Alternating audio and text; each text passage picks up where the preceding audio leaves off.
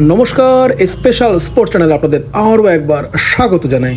আজকের এই ভিডিওতে ইস্টবেঙ্গল এবং পাঞ্জাব এফসির ম্যাচ নিয়ে যেমন আলোচনা করব, পাশাপাশি কিন্তু অন্যান্য আইএসএলের যে আপডেট রয়েছে, ট্রান্সফার যে আপডেট রয়েছে, সেগুলো নিয়ে কিন্তু বিস্তারিত আলোচনা করব। আশা করছি এই ভিডিওটি আপনাদের ভালো লাগবে। ভালো লাগলে অবশ্যই লাইক, শেয়ার এবং চ্যানেলটি সাবস্ক্রাইব করতে ভুলবেন না।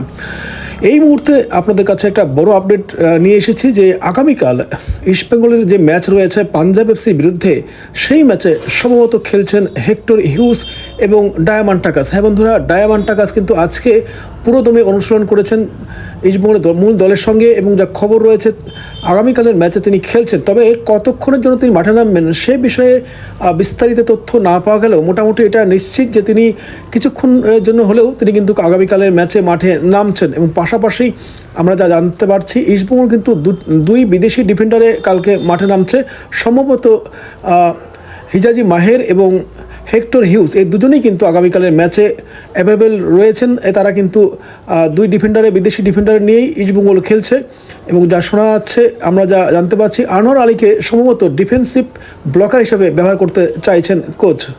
তো এই মুহূর্তে এটা কিন্তু একটা বড় আপডেট রয়েছে যে ডায়ামান্টাকাস মোটামুটি সুস্থ হয়ে উঠেছেন, আগামীকালের ম্যাচে খেলছেন। পাশাপাশি কিন্তু হেক্টর হিউজ যে খেলছেন, এটাও কিন্তু একটা ভালো খবর ইস্টবেঙ্গলের সমর্থকদের জন্য।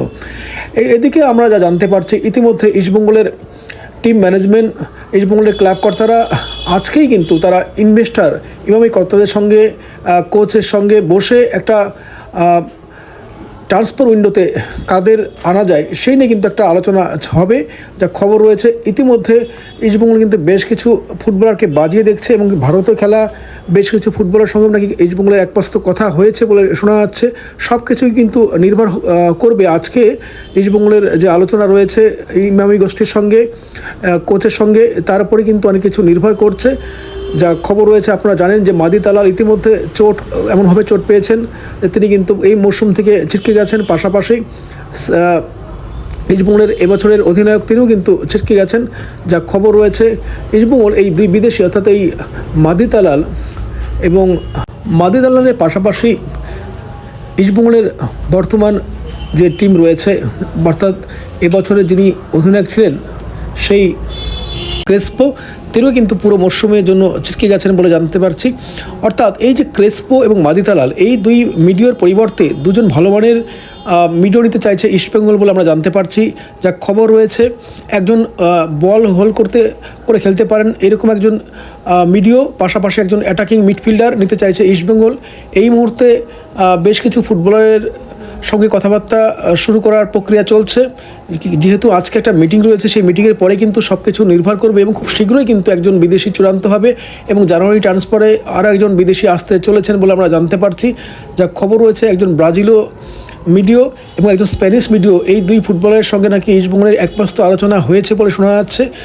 যদিও খবরটা কতটা সত্য এখনও কিন্তু সেরকম আপডেট বেরিয়ে আসেনি, তার জন্য আপনাদের সঙ্গে শেয়ার করতে পারছি না। কেননা আমি মনে করি যে আগে থেকে নাম না বলে যখন মোটামুটি ফাইনালাইজ হবে সেই সময় নামটা বললে কিন্তু ভালো হয়। যেহেতু ইস্টবেঙ্গলের কোচের সঙ্গে আজকে ইস্টবেঙ্গলের ক্লাব কর্তা এবং ইনভেস্টারদের মিটিং রয়েছে, সেই মিটিংয়ের পর ইস্টবেঙ্গলের বর্তমান কোচ তিনি কোন ফুটবলের নাম কর্তাদের বলেন, তারপরে কিন্তু সব সিদ্ধান্ত নেওয়া হবে যে কাকে আনা হবে বা কাকে রাখা হবে।